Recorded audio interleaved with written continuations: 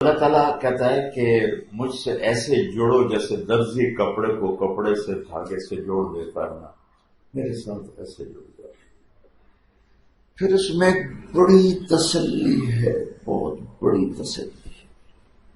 کپڑا جب سل جاتا ہے تو پھٹتا نہیں ہے، پھٹتا کہ نہیں پھٹتا؟ بولو پھٹتا ہے۔ ہم کیا کرتے ہیں؟ اس کو دوبارہ سی دیتے ہیں۔ ہماری عورتیں، ہمارے درزی کو خاص رفو کر دیتے ہیں، کو جوڑ دیتے ہیں۔ تو لفظ نصوحہ میں بہت بڑی تسلی ہے، میرا بندہ جب بھی تیری توبہ پھٹ جائے تو آ جانا، میں پھر سی دوں۔ ڈرنا نہیں، ڈرنا نہیں۔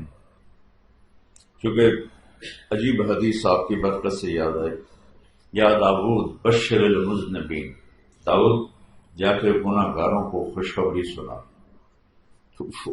کہنے کی یا اللہ گناہ گاروں کے لیے کوئی خوشخبری ہے؟ اللہ نے فرمایا ہاں، ان سے جا کے کہو لا یتعاظموا،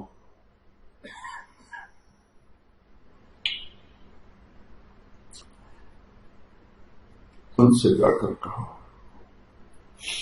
لا یتعاظم علی ذنب ان اغفر، میرے بندو جتنے بڑے مرضی گناہ کرو میرے لیے معاف کرنا مسئلہ کو۔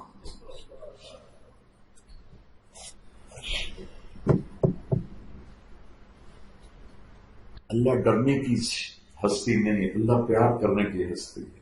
اللہ سے پیار کیا جاتا ہے۔ آپ کو ایک عجیب حدیث سنوں، میرے نبی نے فرمایا جو دن میں 70 دفعہ توبہ توڑے اور پھر معافی مانگے تو اللہ کا محبوب ہی رہے گا، نافرمان نہیں ہوگا۔ یہ حدیث کے الفاظ ہیں۔ 70 سے مراد ہوتا ہے بہت دفعہ، جیسے ہمارا اردو میں ہوتا ہے 100 دفعہ۔ 100 دفعہ سے مراد ہوتا ہے میں بہت دفعہ سمجھایا تم نہیں سمجھو، تو 70 کا عربی میں یہی مطلب ہے، بہت دفعہ، جو دن میں بہت دفعہ توبہ کرے لیکن پھر توبہ توڑے، پھر توبہ کرے، پھر توڑے، پھر توبہ کرے، تو اللہ اس سے دوستی نہیں ہٹاتا، اس کو اپنا دوست بنا کے رکھتے۔